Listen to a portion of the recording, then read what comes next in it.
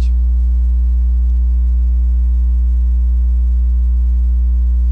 Boa noite, boa noite. Mas vocês nem responderam, né? Acho que é muito formal esse negócio, então. Tudo bem? Tudo bem?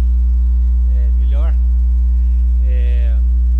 Já foram anunciados aqui antes, né? Alguns de repente, alguns que gostam de ler. Para muitos de nós, o ler, né, é um exercício importantíssimo na nossa vida, né?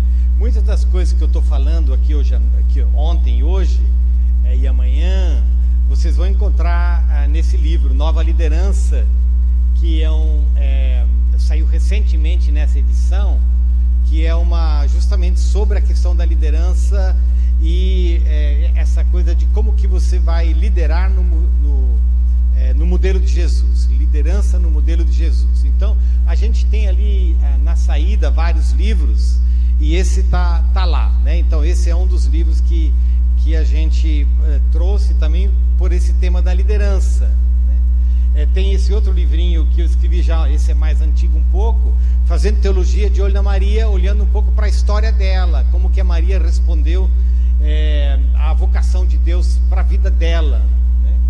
Esse livro, Vem o Teu Reino, a gente cantou o Pai Nosso aqui, ele foi lançado no mês passado, no encontro em Natal, no Rio Grande do Norte, e que justamente com vários autores, e o meu artigo encerra esse livro, Vem o Teu Reino, que é um pouco o desafio de ser uma igreja relevante nos dias atuais. E por último, a Ultimato, a editora Ultimato está lançando Refeições Diárias, que é justamente um devocionário não datado, que está sendo lançado agora. Refeições diárias com meditações bíblicas todos os dias. Você conhece esse tipo de literatura? Aqui eu não participo desse livro, mas quem participa aqui é a Cileda. A Cileda escreveu uma série para esse material aqui, então está lá também, né? E aí vocês vão poder ver um pouco a Cileda, né? A Cileda é uma escritora escondida, né? Ela precisa publicar mais e ela está fazendo isso, né? Por muitos anos a Cileda trabalhou como tradutora e agora também como escritora. A gente queria voltar a ler com vocês hoje à noite Lucas 10. Quem esteve aqui ontem à noite, você vai lembrar que a gente disse que nós queremos ler aqui todas as noites essa palavra de Lucas capítulo 10, o versículo 1 e seguintes. Então, se você tem, é importante, né? Abra a Bíblia com a gente, né? Para que a gente pudesse voltar a ler esse texto que a gente já leu ontem à noite. Diz assim: depois disso, o Senhor escolheu outros 70 e os enviou de 2 em 2 para que fossem adiante dele a cada cidade e lugar aonde ele haveria de passar. Ele lhes disse: a seara é grande, mas os trabalhadores são poucos. Por isso, peçam ao Senhor da seara que mande trabalhadores para a sua seara. Vão, eis que eu envio é que o vento aqui levou a página aqui, né? Eis que eu vos envio como cordeiros para o meio de lobos. Não levem bolsa, nem sacola, nem sandálias, e não saúde ninguém pelo caminho. Ao entrarem numa casa, digam primeiro: paz seja nesta casa. Se houver ali uma pessoa que ama a paz, sobre ela repousará a paz de vocês. Se não houver, a paz voltará sobre vocês. Fiquem na mesma casa, comendo e bebendo do que eles tiverem, porque o trabalhador é digno do seu salário. Não fiquem mudando de casa em casa. Quando entrarem numa cidade e ali forem bem recebidos, comam do que lhes for oferecido. Curem os doentes que nela houver e digam ao povo dali: o reino de Deus se aproximou de vocês. Porém, quando entrarem numa cidade e não forem bem recebidos, saiam pelas ruas dizendo: até o pó dessa cidade que grudou nos nossos pés, sacudimos contra vocês. No entanto, saibam que está próximo o reino de Deus. digo a vocês que naquele dia haverá menos rigor para Sodoma do que para aquela cidade. Esse versículo a gente não leu ontem, mas hoje eu queria ler um pouco adiante. Versículo 13. Ai de você, Corazim, ai de você, Betsaida, porque se em Tiro e em Sidão se tivessem operado os milagres que foram feitos em vocês, há muito que elas teriam se arrependido, assentadas em pano de saco e cinza. Mas no juízo haverá menos rigor para Tiro e Sidão do que para vocês. E você, Cafarnaum, pensa que será elevada até o céu? Será jogada no inferno. Quem ouve vocês, ouve a mim. E quem rejeita vocês, é a mim que rejeita. Quem, porém, me rejeita, está rejeitando aquele que me enviou. Como eu disse ontem, a gente vai ler essa passagem de Lucas 10 todas as noites. Por quê? Por que a gente vai ler a mesma passagem todas as noites? Em parte, porque a Bíblia, ela não é um livro que você lê só uma vez. A Bíblia, ele é um livro que você tem que voltar a ler. Por quê? Por que a gente tem que voltar a ler a Bíblia? Porque a gente precisa de um tempo para processar, né? A gente volta, a Bíblia se estuda, né? A Bíblia não se lê assim correndo, a Bíblia se estuda. Então, muito importante você estudar, eu também, né? Eu estudar a Bíblia. E Deus vai falando através da Bíblia, à medida que a gente vai lendo.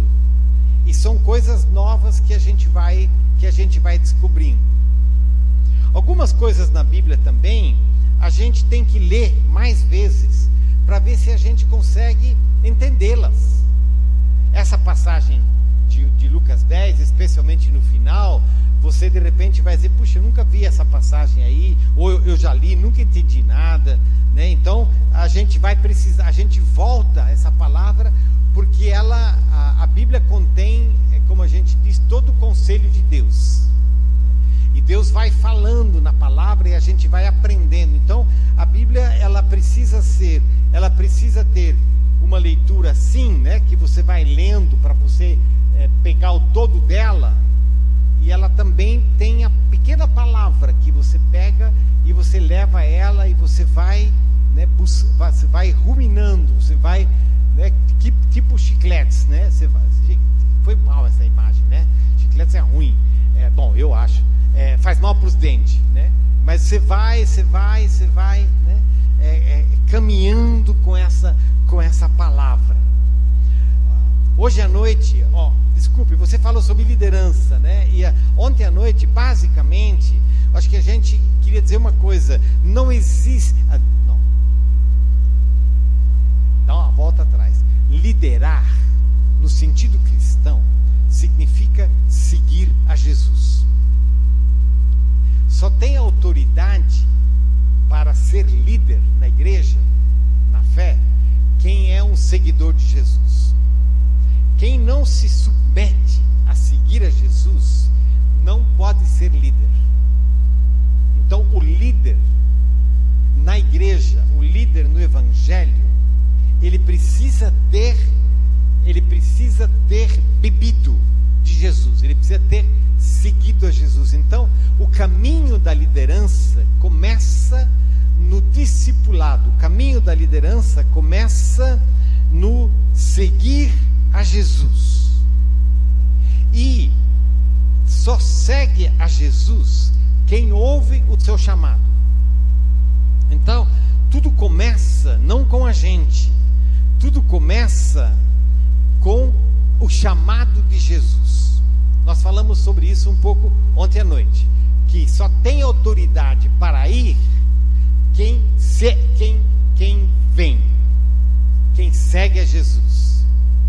E no Evangelho, o seguir a Jesus é uma resposta ao chamado dele. Por isso, a primeira palavra que eu queria pronunciar hoje à noite é a palavra de Jesus que diz: siga-me. Siga-me é a palavra de Jesus.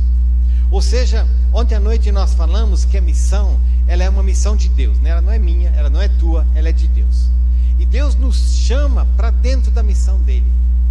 Acho que é uma das coisas muito bonitas essa. A gente nunca entende direito, né? A gente nunca entende bem por que Deus usa a gente, né? A gente que tem todos esses problemas que a gente tem, e com as nossas limitações tão grandes, e Deus diz: siga-me. E ontem à noite nós falamos sobre esse grupo de discípulos que Jesus chamou, esses 12, aqui esses 70, não porque eles sejam especiais, não porque eles sejam perfeitos, mas porque eles ouviram a voz de Deus, a voz de Jesus, que chamou eles para segui-lo. Na missão de Deus, só tem lugar para os que são chamados, e não tem lugar para os oferecidos. Na missão de Deus, só tem lugar para os chamados, não tem lugar para os oferecidos. Os oferecidos, eles buscam espaço. Os oferecidos, eles querem poder, né? Eles querem aparecer, eles querem visibilidade, eles querem reconhecimento. Os oferecidos querem se vender. Mas a vocação que Deus nos dá, ela nunca pode ser moda. Ela sempre é sacrifício. É interessante quando você tem a sua Bíblia aberta ainda, você vai olhar nos versículos antes de capítulo 9, ali a partir dos versículos 57, nós temos um relato, uma história que fala justamente sobre isso. Fala sobre algumas pessoas que disseram para Jesus: olha, Jesus, a gente está querendo andar com você, tá bom, Jesus? E é interessante como que se dá essa conversa entre Jesus e aqueles que dizem: olha, Jesus, nós estamos pensando, né? O cara vem e diz: olha, Jesus, eu andei até pensando que podia ser interessante para mim passar um tempo com você. E Jesus diz para ele: não sei, o que você está falando? Eu não te chamei. Diz: não, mas veja bem, eu acho que seria interessante se eu pudesse estar aí junto nesse grupo de discípulos. Quem sabe algum deles até diria: mas olha, eu tenho muita experiência, né? Você podia me usar. Eu sou bom,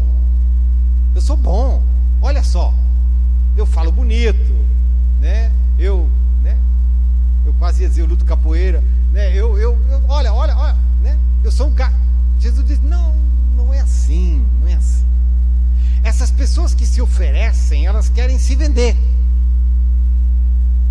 E Jesus diz: não, eu não trabalho assim, não é assim comigo. Comigo é diferente, gente. Comigo precisa, em primeiro lugar, ouvir a minha voz. Eu acho que hoje na nossa igreja brasileira, a gente está com muita gente oferecida. Muita gente oferecida, muita gente batendo no peito, muita gente se achando boa, muita gente se achando pronta, muita gente dizendo: olha, nossa, se Deus me usar, o negócio vai bombar. E Deus vai dizer: mas eu nunca tive interesse em bombar nada, né? Esse negócio de bombar é coisa de academia, de ginástica, que o cara fica bombado. Mas essa coisa de bombar, ela é muita aparência, mas ela não tem conteúdo. Essa coisa de bombar, né, de você se oferecer, de você se achar bom, de você dizer: olha, Deus, me usa aí porque eu vou fazer um negócio que você nunca imaginou que a gente pode fazer na igreja. Essa coisa, Jesus vai dizer: não tem nada a ver comigo. Isso aí é coisa da tua cabeça, isso aí é coisa que você está querendo aparecer, você está querendo... O que você quer? Você quer poder? Você quer aparecer? Você quer dinheiro? O que você quer? Porque se você quer essas coisas, eu não sou o lugar para isso. O meu lugar é diferente. O lugar que eu tenho para oferecer para você é que você ouça o meu chamado. Se você ouve o meu chamado, pode vir. Se você ouve o meu chamado, tem lugar para você. Mas você precisa ouvir o meu chamado. Ontem à noite a gente falou um pouquinho sobre essa coisa de a gente sentar aos pés de Jesus. Só quem se dispõe a ouvir a Deus, ele ouve o chamado. Aqueles que se oferecem, eles só ouvem a si mesmos. Aqueles que se oferecem, eles só ouvem a si mesmos e a seus potenciais, os seus recursos. Quem ouve a Deus, ele tem uma outra atitude, ele não se oferece. É interessante que a primeira palavra ao chamado de Jesus é não. Vou dizer isso diferente, tá bom? Porque aqui a gente tem muitas histórias, você tem a tua história, não é? Mas olha para a Bíblia e você vai perceber quantas vezes, quando Deus chama alguém, a primeira reação da pessoa, quando Deus chama, é susto. É susto. É interessante como os profetas, como eles gemem, como eles dizem, né? O profeta Isaías, né? Isaías que diz: não, Senhor, eu não posso, eu sou um homem de lábios impuros. É isso. Jeremias: não passo de uma criança. Amós é um outro profeta. Amós diz: Deus, eu cuidava de boi. Os boi eu preferia muito mais estar lá cuidando de boi. Você me chamou para cuidar desse outro gado aqui, né? Dessa gente aqui é muito complicado. Eu queria estar lá. Por que você me chamou para cá? O apóstolo Paulo, né? Que Deus teve que chamar na marra. A primeira reação daqueles que são chamados por Deus é não, é medo, é susto. É dizer: não, Deus, eu não consigo, eu não sei, eu não posso, eu não tenho nada para oferecer. A primeira reação, quando Deus nos chama, é olhar no espelho da vida. Por isso que quando o profeta Isaías, não é? Quando Deus diz, quando Deus se revela para o profeta, quando o templo se enche da presença de Deus, Isaías, né? O que Isaías vê? Ele diz: olha, Senhor, eu sou um homem de lábios, eu sou um pecador, eu sou um homem de lábios impuros. Ele vê a si mesmo. Quando Deus nos chama, a máscara cai. Quando Deus nos chama, a gente percebe o que a gente não é. Quando Deus nos chama, a gente percebe que a gente não presta.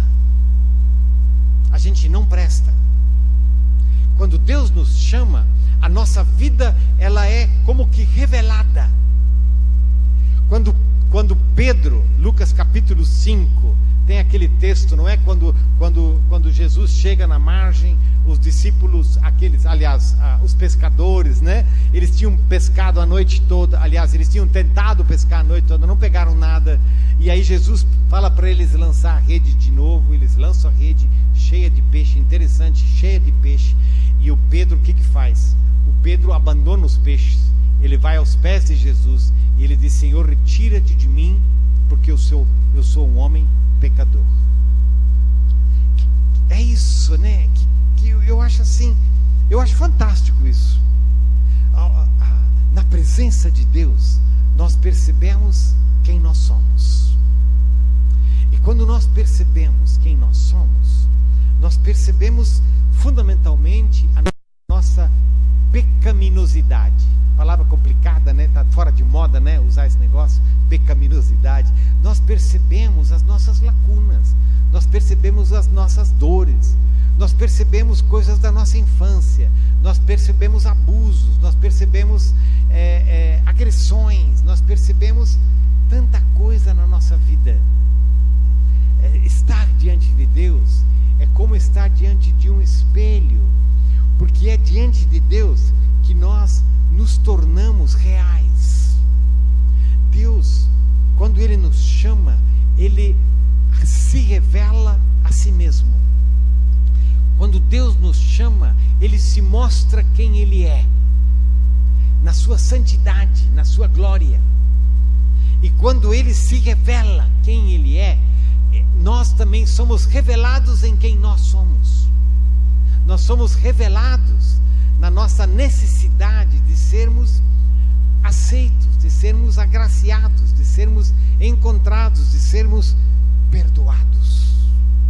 Então, esse texto de Lucas 9, os versículos 57, fala disso. Fala daquelas pessoas que dizem para Jesus: Jesus, a gente tô pronto, Jesus. Ou eles dizem assim: tô quase pronto, eu só preciso ir ali. Jesus diz: você não está pronto, porque você está querendo ir ali, você tem com várias coisas na tua cabeça, você está oferecido, e você não está pronto, porque para que você esteja pronto, você precisa sentar, né? Você precisa me ouvir. Você não está me ouvindo. Ouça. E quando você aquietar o teu coração, quando você sentar aos meus pés, quando você chegar junto de mim, você vai ouvir a minha voz. Quem não ouve a minha voz não pode me seguir. Quem não ouve a minha voz não vai ser enviado por mim, porque ele nunca vai ter a minha voz. E quem vai ser enviado por mim precisa ter a minha voz. E só vai ter a minha voz quem escuta a minha voz. Tem uma palavra no Evangelho de João onde Jesus fala um pouco sobre isso, né? Jesus fala sobre o pastoreio, sobre o pastor de ovelhas. Jesus fala das ovelhas que identificam a minha voz e diz: quem não ouve, quem não o que Jesus fala mesmo? Jesus fala assim: as ovelhas ouvem a minha voz. Eu não sou um mercenário. As ovelhas não ouvem a voz do mercenário. As ovelhas têm medo do mercenário. O mercenário vende as ovelhas, o mercenário negocia as ovelhas. As ovelhas estão perdidas na mão do mercenário. E nós precisamos não de mercenários, nós precisamos de pastores. Pastores que têm a voz de Jesus. E eles têm a voz de Jesus porque essa voz de Jesus chegou para eles. E porque essa voz de Jesus chegou para dentro da vida deles, do coração deles. Eles são pessoas que são marcadas por Jesus. Eles têm a voz de Jesus, eles têm o olhar de Jesus, eles têm o jeito de Jesus, eles têm os braços de Jesus, eles têm o sorriso de Jesus, porque eles ouviram a voz do bom pastor. Esses dias alguém me apresentou numa outra igreja, né? Me apresentou um pastor e ele disse: olha, esse é um pastor, ele tem cheiro de ovelha. As nossas igrejas, essa pergunta é importante, não é? Se as nossas igrejas, elas estão produzindo líderes que têm cheiro de ovelha, ou elas estão produzindo líderes que são mercenários. Mercenários negociam o evangelho. Líderes de ovelhas dão a vida pelas ovelhas. E nós precisamos líderes assim. Líderes que sabem dar a vida pelas ovelhas e que estão dispostas a dar a vida pelas ovelhas. E isso quer dizer líderes que conseguem chorar com os que choram, líderes que sabem que sofrem com os que sofrem, líderes que caminham uma segunda milha, líderes que servem. Vocês lembram de ontem à noite que eu falei que a igreja brasileira ela está produzindo muitos executivos da religião, mas poucos santos. Santos têm a tonalidade de Jesus na sua voz. Líderes de gestão estão preocupados com a máquina. Jesus está preocupado com a vida. E são esses que ouvem a Jesus, que vão ouvir a segunda palavra. Por isso, a primeira palavra de Jesus é: segue-me. Você não está pronto para seguir, não está pronto para seguir. Ou seja, não está pronto para andar comigo. E só os que seguem é que vão ouvir a segunda palavra. A segunda palavra é curta. Se a primeira palavra é curta, segue-me, a segunda palavra é mais curta: vão. é aqui, Lucas capítulo 10, é assim, não é? O envio dos discípulos, desses 72, é absolutamente curto. Vão. Porque aqueles que aprenderam a escutar a palavra vem, agora escutam uma outra palavra, vão. E eu queria repetir isso, né? Só pode escutar a palavra vão aqueles que escutaram a palavra vem. Porque é lá, quando você escuta a palavra vem, que você é de alguma forma aninhado para o ministério e para a missão. Eu ia usar a palavra treinamento, fiquei um pouco preocupado, porque às vezes a palavra treinamento é muito técnica, mas Jesus não dá simplesmente técnica, né, de crescimento de igreja. Não, Jesus ele forma gente, e ele forma a gente na medida em que essas pessoas escutam a ele, vem. E agora Jesus diz para eles, vão. Os dois movimentos são essenciais. Por um lado, a gente falou hoje à noite já, né, que não existe vão sem vem, certo? Não existe ir sem ter vindo. Mas também não existe vem sem vão. Não existe ir sem vão. O que quer dizer isso? Não existe estar junto de Jesus sem ser enviado. Não existe igreja que não seja enviada ao mundo. Não existe igreja que vai dizer, tá bom, Jesus, a gente aceita a primeira parte, a gente vai estar aqui aos teus pés, e aí a gente vai ficar aqui. Jesus vai dizer, não vai ficar não, nem eu vou ficar com vocês, porque eu estou indo.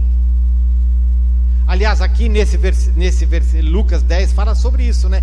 Que Jesus envia os discípulos para as cidades que ele iria ir, para os lugares que ele iria ir. Então, como que a gente podia desenhar essas marcas? Três marcas eu queria compartilhar com vocês sobre vão, sobre o envio. Jesus fala aqui de algumas coisas que eu acho que elas são complicadas. Eu acho que a gente não devia achar que esse negócio é muito fácil. Quando Jesus diz, olha, eu estou enviando vocês, mas eu vou enviar vocês como cordeiro no meio de lobos. Eu tenho medo desse negócio. Você não tem medo, não? Ser enviado como cordeiro no meio de lobos. De repente alguns de vocês aqui que são mais jovens, né, só viram esse negócio na televisão, né? Cordeiro, ovelha, é um negócio, é um bichinho mesmo, existe, né? É real, assim, né? Então essa coisa e gente, olha aqui, ó, todo mundo que ouvia Jesus sabia que nenhuma ovelha sobrevive na presença do lobo, certo? Ou seja, a ovelha sempre vai morrer. E Jesus está dizendo para os discípulos, olha, eu queria que vocês fossem numa viagem missionária. Você imagina aqui na igreja, né? Se junta o grupo, né? Está tudo pronto, passagem comprada, na noite antes, está tudo arrumado, a mala, vamos, tudo bem, vocês vão, vamos. Amanhã de manhã a gente está saindo. Então, eu queria só dizer uma última coisa para vocês, tá bom? A gente está saindo amanhã de manhã, está tudo certo, tudo pronto, passagem comprada, a gente vai, vocês vão como cordeiros para o meio de lobos. Na manhã seguinte, quantos iriam? Para quê? Para morrer? Para quê? O que quer dizer esse negócio de que Jesus diz, olha, eu estou enviando vocês como cordeiro no meio de lobos? O que quer dizer isso? Isso quer dizer um monte de coisas muito importantes. Isso fala um pouco sobre o mundo no qual a gente vive. Fala do mundo no qual a gente vive. O mundo no qual a gente vive, ele é um mundo de lobos. O mundo no qual a gente vive, ele é um mundo de pessoas agressivas, ele é um mundo de pessoas más. Ele é um mundo de pessoas que querem tirar. Ele é um mundo de lobos. Nós vivemos num mundo de agressividade. Nós vivemos num mundo de opressão. Nós vivemos num mundo onde as pessoas querem subir a qualquer preço e pisam na cabeça de qualquer um. Nós vivemos num mundo de injustiça, de mentira, de idolatria. Você pode acrescentar outras palavras. Como que você experimenta o mundo? Quando Jesus fala que nós vivemos num mundo de lobos, Ele está falando dessa realidade. Na realidade de Jesus, o que a gente podia de novo dizer, mas como que significa, o que significa isso para o contexto de Jesus? Olha, significa muitas coisas, né? Mas, por exemplo, a gente podia dizer assim, olha, no contexto de Jesus, um dos grandes lobos da época de Jesus era o Império Romano. Por quê? Porque o Império Romano era o grande império da época. Israel, onde Jesus vivia, na Galileia, era um pedacinho. Era um lugar, Galileia, onde Jesus viveu, era um lugar muito pobre, era um lugar simples. Pobre, de fato. E o Império Romano era o grande império da época. E ele vivia em base a quê? Ele vivia em base a impostos. E os impostos ficavam cada vez mais altos. Não tinha CPMF na época, porque não tinha sistema bancário. Mas que tinha o jeito de fazer CPMF. CPMF, para quem não sabe, é um imposto. Você acha que tem quantos? Muitos. O Império Romano, ele ia tirando. E na época de Jesus, tinha especialmente um cara, que era um dos governadores do Império Romano, lá em Israel, no norte, que chamava Herodes Antipas. Ele estava construindo uma capital nova, Tiberíades. O nome Tiberíades tem a ver com o imperador de Roma, que era Tibério. Ele estava construindo, já tinha uma capital, mas ele estava construindo mais uma. Como é que você acha que ele estava construindo a capital? Aumentando impostos. E o Império Romano, ele tinha muitos que a gente chama, nos evangelhos, chama dos publicanos, né? Eram os caras que iam cobrar os impostos, iam pegar as colheitas, o melhor das colheitas. Então, esse é um lobo. O que quer dizer esse lobo? Ele vai comendo, ele vai tirando. Em grande parte, Jesus vai dizer, olha gente, o problema nosso também é que o templo de Jerusalém já é uma espécie de um lobo. O templo de Jerusalém. Lembra que Jesus ficou muito irritado com o templo numa ocasião, virou as mesas, né? Porque de repente o templo, e desculpe gente, o templo era a igreja da época. Não está muito longe de nós, não. Que é justamente, né, essa igreja da época, que havia se tornado numa grande estrutura que também tirava. Então o que é o lobo? O lobo é aquele que tira.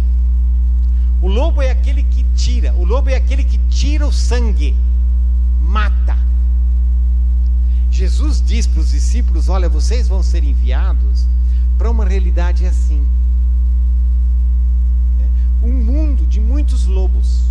Alguns lobos usam gravata, né? Alguns lobos usam fuzil, alguns lobos usam droga, alguns lobos usam a indústria do sexo, alguns lobos, 3 pontinhos, porque de repente você está pensando em algumas coisas, ou de repente você também é uma espécie de um lobo. A gente não está livre disso, não é? E Jesus diz, então, eu estou enviando vocês como cordeiro para o meio de lobos. Por que Jesus faz isso? Por que Jesus envia os discípulos como cordeiros para o meio de lobos? Sabem por quê? Porque Deus não aceita que a nossa vida seja dirigida pelos lobos. Deus não se conforma, para usar essa linguagem. Deus não aceita que a nossa realidade, que o mundo no qual nós vivemos, seja um mundo onde os lobos deitam e rolam. Seja um mundo onde uns poucos ficam matando os outros, ficam explorando e ficam tornando a vida impossível para a sociedade. Deus não não se conforma que os lobos mandem na vida das pessoas e da sociedade. Os lobos, sabe quem são os lobos? Os lobos são instrumentos do diabo. É isso. Os lobos são instrumentos de Satanás. O papel deles é a mentira. O papel deles é a exploração. O que o diabo faz? O diabo é isso. O diabo é o diabolos. É aquele que confunde. É aquele que despersonaliza. É aquele que mata. É aquele que desconstrói a vida. É aquele que faz com que a vida vai murchando, assim como a ovelha vai perdendo sangue e vai morrendo. E Jesus diz: não, eu vim para que tenham vida e a tenham em abundância. Por isso que Jesus manda os discípulos para que eles sejam cordeiros no meio de lobos, para que os lobos não tenham a última palavra. Importante isso para nós, não é? É importante isso para a igreja em todo o tempo, em todos os lugares, sempre de novo. A igreja, ela é a mensagem de que o lobo não tem a última palavra, e de que o diabo não tem a última palavra, os seus representantes não têm a última palavra, aqueles que se comportam como lobos na nossa sociedade não têm a última palavra. E essa é a outra coisa, não é? E é o bom pastor que garante a vida dos cordeiros, das ovelhas, certo? É isso que a Bíblia nos ensina. Então, quando Jesus diz: olha, eu estou enviando vocês como cordeiros para o meio de lobos, os discípulos dão um arrepio. Claro. Diz: não, peraí. Então mas tem uma outra coisa que Jesus diz: eu sou o bom pastor.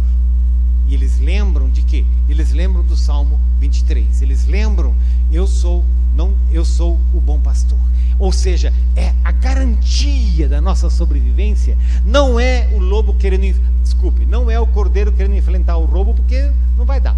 A garantia da nossa sobrevivência está em Deus e não em nós. É a mesma coisa que a gente já falou ontem, não é verdade? Que a missão é de Deus. Ele cuida, Ele é o bom pastor. E a garantia da sobrevivência das ovelhas, dos cordeiros, está em ter um bom pastor. Porque o bom pastor cuida das ovelhas e dá a vida pelas ovelhas. E Jesus vai dizer: é isso, exatamente isso que eu vim fazer. Por quê? Porque nós não dependemos de nós mesmos. E essa é a segunda palavra, a segunda coisa que eu queria colocar. A primeira marca, então, Jesus diz para os discípulos: olha, eu estou enviando vocês como cordeiro no meio de lobos. Mas depois ele diz uma outra palavra que também não é muito fácil para a gente entender, porque ele diz assim: não levem bolsa, nem sacola, nem sandálias a ninguém, e não saúde ninguém pelo caminho. E a gente se pergunta: mas e aí? A gente tinha acabado de arrumar a mala, né, na noite anterior, com todas as coisas dentro, não é? Todo remédio, lixa de unha, né, o remédio, a gente tinha, né, um chocolatinho para, se por acaso na viagem missionária a comida era muito ruim, né, tinha um chocolatinho que se podia comer à noite, né, escondidinho, né, para não passar fome. Então a gente tinha preparado tudo. E Jesus vem e diz para a gente: olha, pode deixa bolsa, deixa sacola, deixa sandália, mas nem sandália. Ele não vai, deixa tudo. O que quer dizer isso, né? A gente pergunta, mas é que tem uma coisa muito importante nessa liderança missionária, a gente podia chamar ela, não é verdade? Que é essa experiência da dependência de Deus. Como que a gente aprende a depender de Deus? É muito difícil a gente aprender a depender de Deus com a bolsa cheia, com a sacola cheia. Orar, né? Orar por uma comidinha quando o chocolate está escondidinho é mais difícil, né? Ou seja, a gente tem uma tendência dentro de nós mesmos de que a gente precisa ter coisas que a gente administra, porque a gente vai elas vão garantir a nossa sobrevivência. Tem uma história recente que eu tô ruminando. Lembra essa palavra? Parece que eu gosto dessa palavra, ruminar, não é? Mas que é a experiência do povo de Israel. Quando o povo de Israel sai do Egito, e eles saem do Egito, e é muito interessante aquela história, porque é uma multidão que sai do Egito, e o faraó permitiu que eles saíssem, até que de repente eles começam a pensar lá no palácio, né? E dizem: esse pessoal foi embora, e agora? Quem é que vai construir os nossos palácios? E o faraó diz: vamos pegar esses caras de volta, e eles chamam o exército do faraó para ir atrás daqueles escravos. E os escravos, eles estão diante do Mar Vermelho. E diante do Mar Vermelho, eles percebem o exército chegando. E há um nervo, né? Há um nervo que diz: gente, esse negócio aqui não dá certo. Moisés, por que você trouxe a gente para cá? E você conhece a história, não é? A história do mar que se abre e Deus diz: atravessa. E eles atravessam o mar. E eles, ao atravessar o mar, depois que eles atravessaram, o mar se fecha. Mas o que eu queria falar não é sobre os egípcios que ficaram no mar, mas é sobre esses que haviam atravessado o mar, e de repente eles têm diante de si um deserto. E aí, diante desse deserto, agora eles dizem: nossa, e agora? O que a gente vai fazer? Não tem tijolo, né? Não tem mais nada disso. Como que a gente vai viver? Eles precisam aprender a depender de Deus. E essa experiência de aprender a depender de Deus é uma experiência que leva 40 anos para eles. A grande parte deles morreu no caminho. E a gente pode dizer que na continuidade do povo de Israel, eles ainda não aprenderam a depender de Deus. Ou seja, gente, como é que você está aprendendo a depender de Deus? Como é que você está fazendo isso? Qual é a tua experiência na vida, onde você diz: nossa, aqui que a gente está, aqui eu estou aprendendo a depender de Deus. E a gente, na nossa história, não aprende de Deus, não aprende a depender de Deus, enquanto a gente está com os nossos próprios recursos. Ou seja, a gente tende a não aprender a depender de Deus, não é? Porque a gente gosta das coisas que a gente, da nossa bolsa, da nossa sacola, das coisas que a gente tem. E tem uma palavra lá em Deuteronômio que diz assim, quando Deus isso já é o 5º livro da Bíblia, né?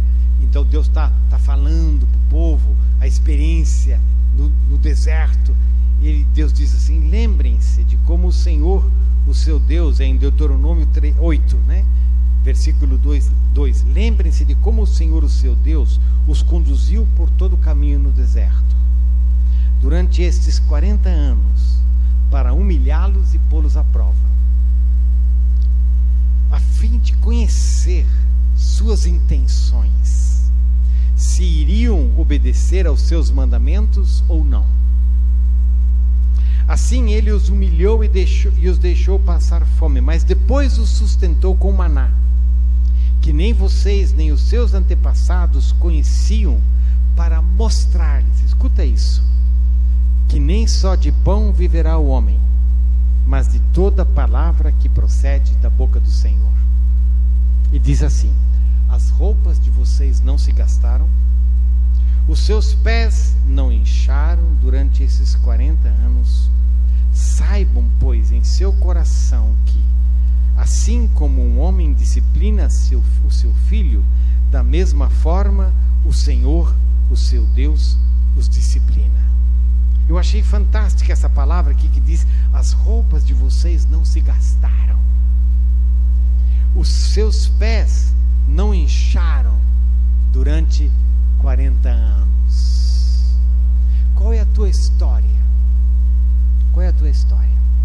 Quais são as memórias que você tem de Deus ter suprido, de Deus ter alimentado, de Deus ter te agraciado, de você ter tido uma experiência onde mostra que você não precisa da tua sacola, onde você não precisa da tua sandália, onde você não precisa depender simplesmente de você, mas você aprendeu a depender de Deus. Essas experiências, elas são muito ricas. Quem aprende a depender de Deus? Aprende a depender de Deus quem não confia na sua sacola. Tá certo isso? Mas você já aprendeu? Você já aprendeu? É bom aprender, é verdade, é bom aprender isso.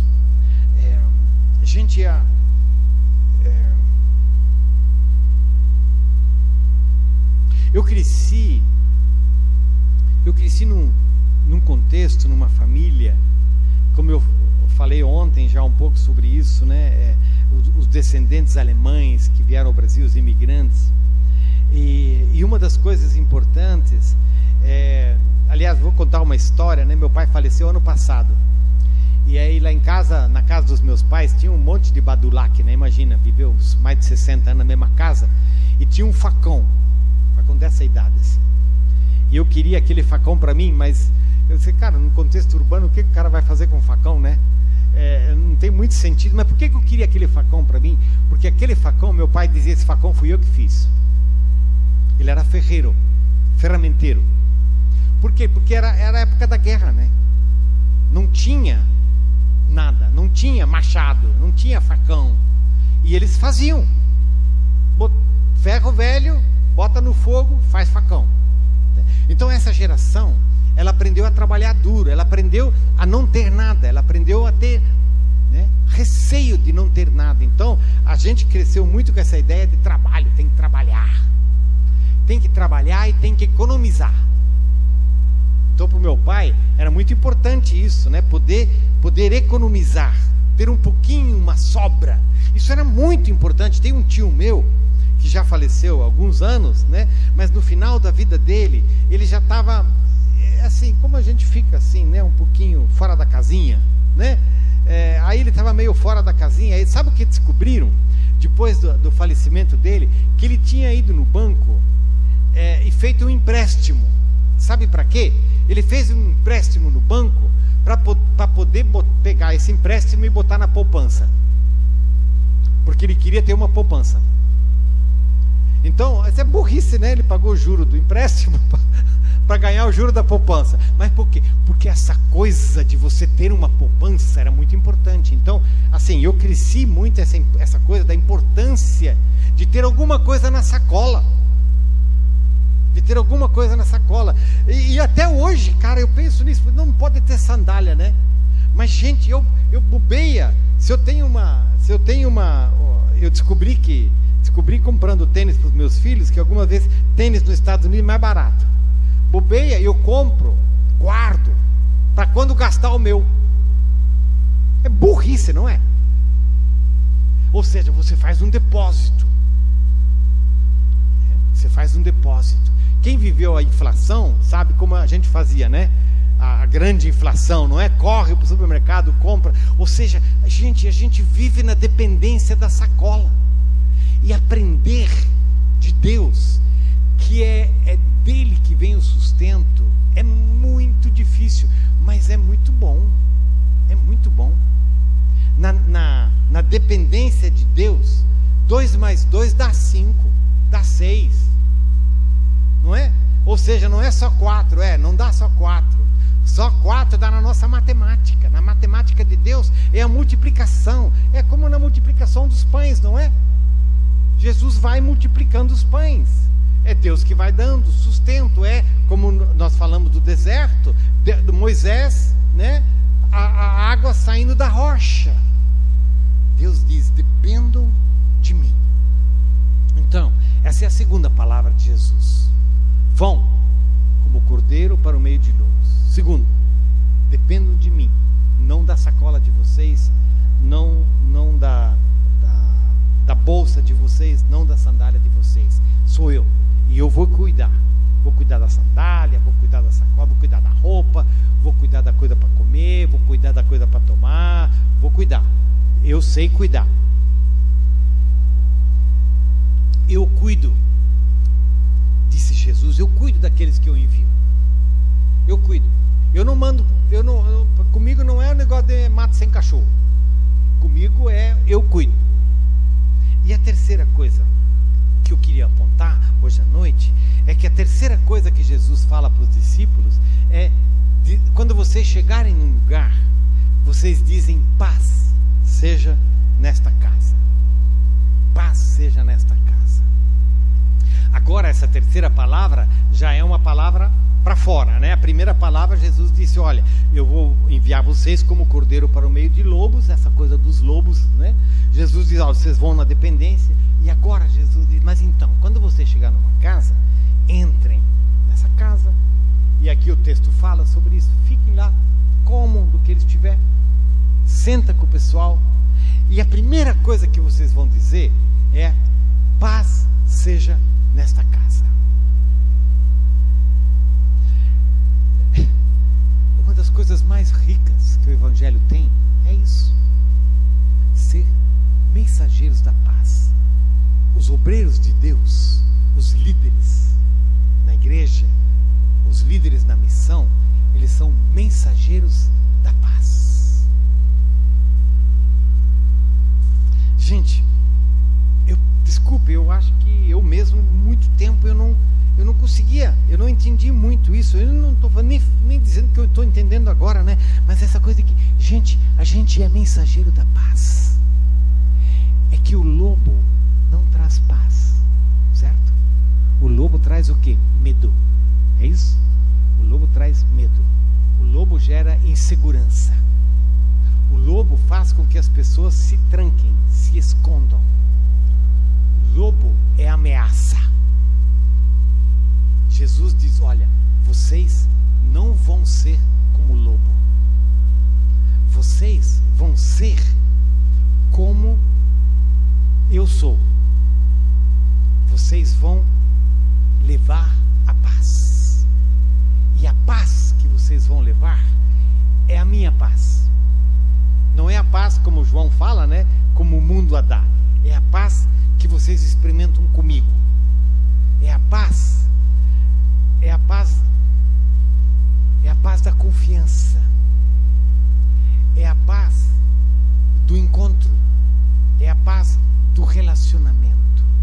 Então, quando Jesus diz: anunciem a paz, ele está dizendo basicamente: olha, vocês são diferentes de todos os outros que andam por aí do Império Romano. Quando alguém do Império Romano, né, ou o representante do templo chega na casa de vocês, eles nunca vão trazer a paz, porque vocês vão ficar com medo. Quando o Império Romano chega, é para ele, porque ele vai chegar, o publicano, ele vai chegar para tirar alguma coisa, ele vai tirar de vocês, e vocês fecham a casa, vocês fecham as janelas, vocês se escondem, porque vocês têm medo. É lobo chegando. E Jesus diz: eu não chego como lobo, eu chego como alguém que traz paz. Eu não venho tirar nada, eu venho dar. E o que eu venho dar em nome de Deus. Eu venho dar como um sinal de Deus. Eu venho dar para vocês aquilo que Deus quer dar para vocês. Eu venho para trazer paz. Isso significa, isso é concreto, não é? Porque isso significa que à medida em que Jesus, esses discípulos, como eles foram ensinados, não é? À medida que Jesus chega, à medida que os discípulos chegam numa casa, eles anunciam: paz seja nessa casa. Você imagina as pessoas olhando e dizendo: opa, né? Dá um passo atrás, não é? Opa, o que ele quer? O que você quer? Você vem cobrar alguma conta? Você vem tirar alguma coisa? E ele vai, e Jesus diz: não, eu não vim tirar nada, eu vim dar. Eu posso sentar? Posso sentar? Eu queria passar um tempo com vocês. Eu queria contar uma história. Eu queria falar de alguma coisa diferente para vocês. Vocês estão muito acostumados com os lobos. Vocês estão muito acostumados com o medo. Vocês estão muito desconfiados. Eu queria que vocês vocês tivessem uma outra experiência. Eu queria que vocês descobrissem uma coisa diferente. Aliás, eu queria que vocês descobrissem que Deus gosta de vocês. Eu queria que vocês descobrissem que Deus tem uma coisa boa para vocês, e aquilo que Deus pode fazer na vida de vocês é absolutamente novo. Experimentem isso. Experimentem esse Deus. A palavra, e aqui em Lucas 10 também está, mas a palavra que Jesus usou, ele disse: olha, isso se chama reino de Deus. É isso, reino de Deus. Não, reino de Deus não é uma coisa assim abstrata. Reino de Deus é muito concreto. Reino de Deus é a palavra, a realidade de que Deus gosta de vocês, de que Deus se importa com vocês, e de que esse Deus que gosta de vocês, esse Deus que se importa com vocês, Ele está dizendo: paz seja convosco. A paz é anúncio de uma nova presença, de uma nova esperança, de um novo tempo. A paz de Deus é o anúncio de um novo tempo. Tem uma passagem no Evangelho de João, não é? No capítulo 21, onde os discípulos, depois de Jesus ressurreto, onde os discípulos estão escondidos, né, com medo. Eles estão com medo. Medo de quê? Medo dos lobos. Jesus foi crucificado. O lobo venceu. O lobo ganhou. Pilatos, Caifás. E diz o texto de João que Jesus entra no meio deles, e o que? Jesus sopra sobre eles, e ele diz: paz seja convosco. Aliás, desculpe, eu estou aqui lembrando, né? Jesus sopra sobre eles e sopra o Espírito Santo sobre eles, e Jesus diz: paz seja convosco. 2 vezes naquele relato ele fala isso: paz seja convosco. E os discípulos de alguma forma suspiram meio assim. O Tomé, né, não estava lá na primeira vez. Tem aquela cena, né? E Jesus diz: sou eu que estou aqui, paz seja convosco. É assim que é a paz de Deus. Ela é a paz que brota no meio do medo. É a paz que anuncia algo novo. E essa paz é a mensagem fundamental da igreja. A mensagem fundamental da igreja, desculpe, não é anunciar para as pessoas que elas vão tudo para o inferno. A mensagem central da igreja não é uma mensagem moralizante. Não pode isso, não pode aquilo. A mensagem central da igreja é, em primeiro lugar, a mensagem da paz. A mensagem de que Deus está presente. E quando Deus está presente, a vida muda. E quando a vida muda, nós experimentamos reino de Deus. Nós podíamos, olhando na continuidade do Evangelho de Lucas, capítulo 10, a gente diz: mas e daí, como é que funcionava isso? Né? Como é que funcionava esse negócio de você anuncia paz? Isso é real mesmo? Como que é isso? Então, Lucas 10 vai dizer o seguinte: isso é tão real que vocês vão perguntar se tem gente enferma na casa. Tem alguém doente aí? Curai os enfermos que nela houver. É interessante isso, não é? Por que é que Jesus manda os discípulos fazerem? Nós falamos ontem sobre Lucas 6, o chamado dos discípulos. Nós falamos sobre Marcos 3. E é interessante porque você, nessa escuta de Jesus chamando os seus discípulos, diz assim: Jesus chama os discípulos para que eles anunciem, né, para que eles ensinem, para que eles curem os enfermos e para que eles expulsem os demônios. Basicamente, os discípulos são enviados para essas 3 coisas: fala das coisas de Deus, expulsa os demônios e anuncia restauração em nome de Jesus. Bom, só isso. Tá bom, tá de bom tamanho. Por que isso? Por que essas 3 coisas, não é? Em primeiro lugar, vamos começar com essa coisa dos lobos. Por que é importante expulsar demônio? Porque se não expulsar demônio, o lobo canta de galo. Aliás, não sei, lobo não canta de galo, né? A imagem não está boa, não é? Mas, né, o lobo acha que ele tem a vitória final. E o lobo não tem a vitória final, gente. Por isso que os demônios precisam ser expulsos. Jesus expulsa os demônios. Os discípulos expulsam os demônios. Por quê? Porque os demônios matam. Por quê? Porque os demônios exploram. Por quê? Porque os demônios, eles despersonalizam as pessoas. Lembra daquela história em Lucas capítulo 5?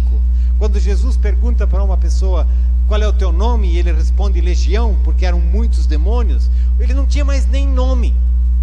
Quando o lobo manda, as pessoas perdem o nome.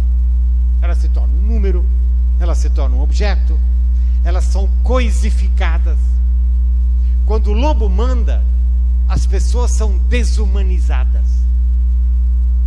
Quando a palavra de Deus é anunciada, as pessoas recuperam os seus nomes, porque Deus nos chama pelo nome. As pessoas recuperam a sua identidade. As pessoas passam a saber quem elas são. Elas começam a ter personalidade.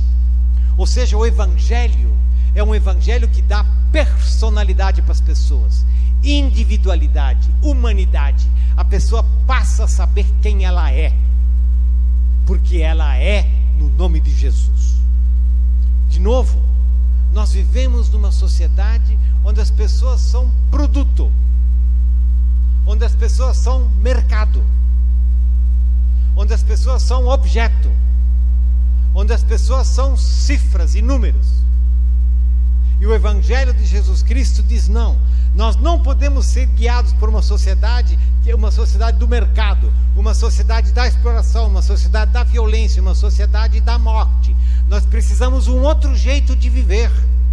E esse jeito de viver precisa experimentar a libertação em nome de Jesus. Os demônios vão para os porcos morrem, os demônios precisam sair. A igreja, ela tem um ministério da libertação. E essa não é uma libertação, eu vou dizer o que ela é. Ela é uma libertação histórica, ela é uma libertação concreta. Lobo, né? Estou falando aqui, a gente está falando metaforicamente falando, mas é muito real na vida. Significa que aquele que estava, né, que tinha esse vício do sexo, por exemplo, está liberto. Aquele que tinha o vício do álcool está liberto. Aquele que tinha o vício da droga está liberto. Mas desculpe, também o marido que tinha o vício de bater na mulher está liberto. Também os pais que exploravam os filhos está liberto. Também o comerciante que falsificava a balança está liberto. Também o funcionário público que vivia com esquemas corruptos está liberto. Todos os sinais de mentira, de morte, eles são repreendidos em nome de Jesus. Porque o lobo não ganha. O lobo não ganha.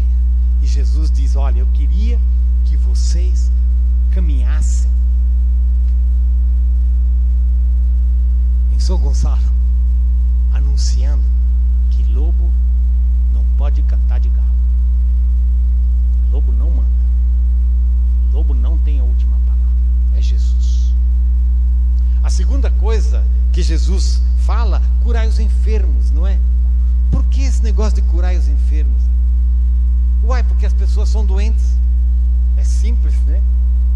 As pessoas são doentes. Nós vivemos fundamentalmente numa sociedade doente. Gente, é impressionante. A Cileda e eu, de vez em quando, né, vamos para algum canto aí, caminhamos, a gente gosta de caminhar, e uma das coisas que geralmente impressiona a gente é a quantidade de farmácia. Por que você acha que tem tanta? Não sei o que tem mais em São Gonçalo, farmácia ou igreja, ou boteco? Tá batendo. Mas, gente, é impressionante. Por que você acha que tem tanta farmácia? Para todo mundo ter prejuízo? Não, né? Tá bom, tá certo que tem mais gente velhinha como eu que precisa na farmácia, né?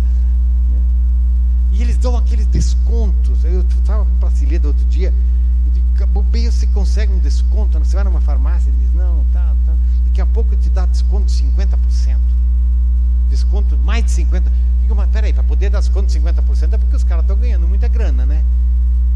Ué, não estão levando prejuízo? Não, né?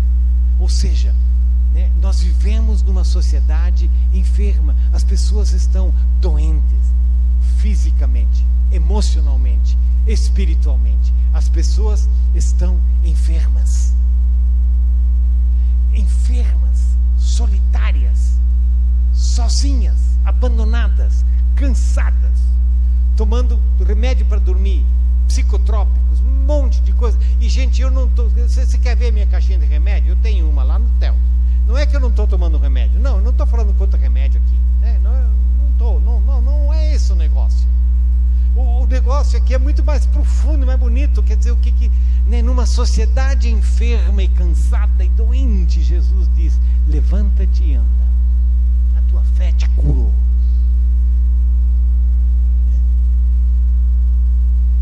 A palavra de Jesus, ela é uma palavra que cura.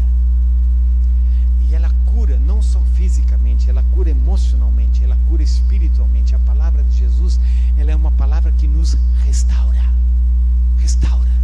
Gente, o Evangelho não pode ser engano. Por isso que muitas vezes eu fico, né, com todo esse anúncio de prosperidade. Não. Jesus não é da prosperidade, Jesus é da libertação dos lobos. Jesus é da restauração da vida, das relações, das doenças. Jesus cura. Ele cura no seu tempo, na sua época. E Ele envia os seus discípulos para que esses discípulos também pudessem anunciar a cura. E, em terceiro lugar, Jesus fala para os discípulos: olha, vocês vão anunciar o Evangelho. O que quer dizer isso, né? Ele diz: vocês vão contar histórias. Você já percebeu como Jesus contava histórias, parábolas? Jesus não fala abstratamente, né? Jesus fala concretamente. Jesus conta histórias, parábolas, porque a palavra dele, ela é uma palavra que leva o outro a se descobrir. Por isso que nós precisamos da palavra, do anúncio da palavra, porque a palavra dá sentido. A palavra explica. A palavra é aquela que, ontem foi a palavra congruência, né? A palavra é aquela que junta. Você percebeu que muitas vezes, por exemplo, na relação de casal, por exemplo, né? Você começa a namorar, né? Você começa a namorar e você pode começar a namorar com presente, né? Você pode começar a namorar com flores, você pode começar a namorar indo para um restaurante, você pode começar a namorar assim, né? Como diria o falecido Brizola, pelas bordas, comendo pelas bordas, né? Mas em algum momento, né, vamos falar, se você é um menino, né, você está querendo namorar alguém, e um dia você vem com uma flor, outro dia vem com um presente, convida, vai para o McDonald's é bom ou é ruim? Né, qualquer coisa assim, né, você faz alguma coisa, em algum momento a menina vai dizer assim: esse cara nunca vai dizer nada. Porque ela está esperando o quê? Que em algum momento ele diga alguma coisa. Diga alguma coisa: eu não quero mais flor, eu quero uma palavra tua. Fala para mim o que você quer. Porque ela está esperando o quê? Ela está esperando uma palavra. Mas qual é a palavra que ela está esperando? Ou ele? Ela está esperando a palavra. Você quer namorar comigo? Não? Não é essa palavra? Eu te amo. Melhorou? Também não. Quer mais flores? Essa não é. Mas é ou não é? É importante ou não é a palavra? A palavra é importante. Por quê? Porque quando ele diz quando ele diz eu te amo, ele dá sentido para todas as flores, todos os chocolates, todos os presentes. Porque sem essa palavra, todos os presentes, de alguma forma, eles não tinham o sentido que a palavra dá, certo? Mas a palavra que a palavra que se anuncia, ela é fundamentalmente o quê? Uma declaração de amor, um convite para um relacionamento. Vamos caminhar junto? Vamos nos conhecer?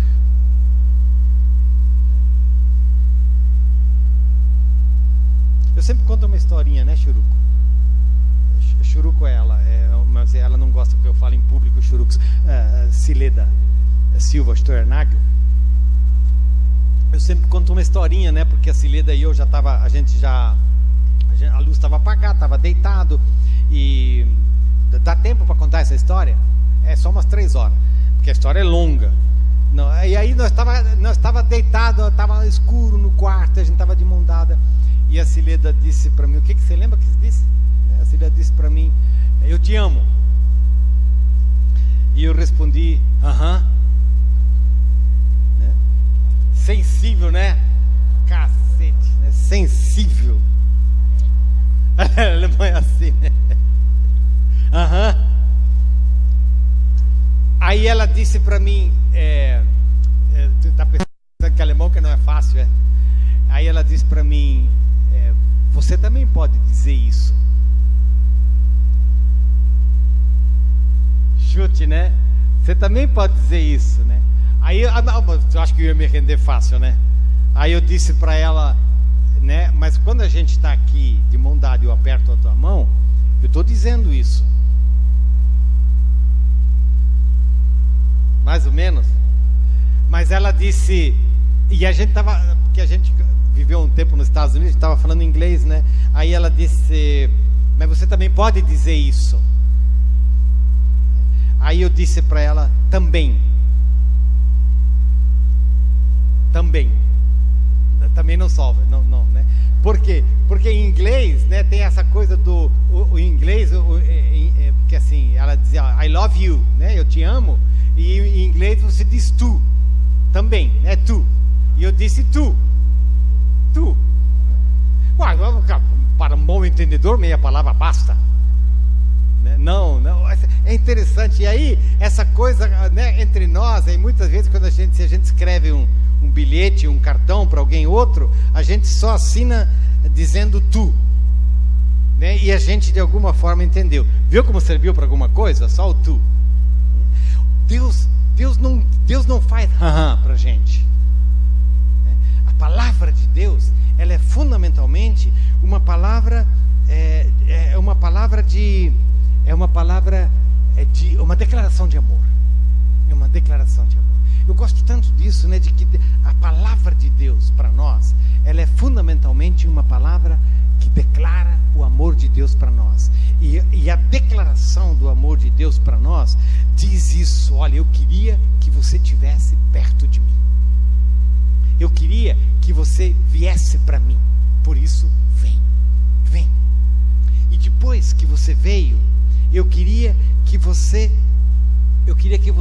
fosse, para que você pudesse anunciar: paz seja nessa casa, paz seja nessa cidade. Paz, porque é essa paz que vai dar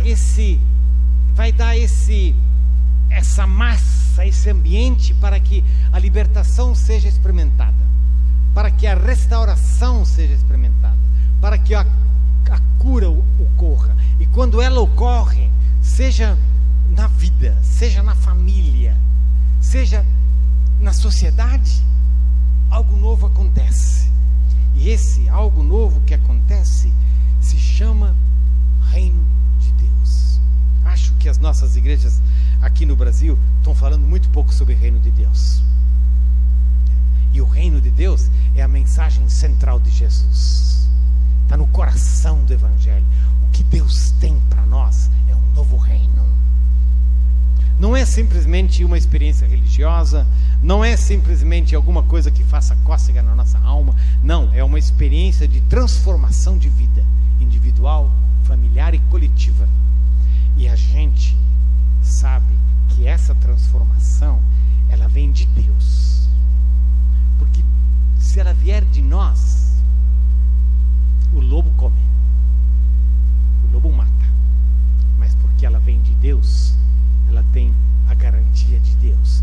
E Deus nunca desiste. Ele não desistiu no decorrer da história. Ele não desistiu no decorrer dos anos, dos séculos. Sempre de novo, a igreja tem a vocação e tem o desafio de ser essa comunidade que vai como cordeiros para o meio de lobos, sabendo que caminha na dependência de Deus e anunciando a paz que dá sentido para a vida, restaura, liberta, a paz que cura, a paz que nos dá uma nova experiência de vida. Essa é a nossa grande vocação.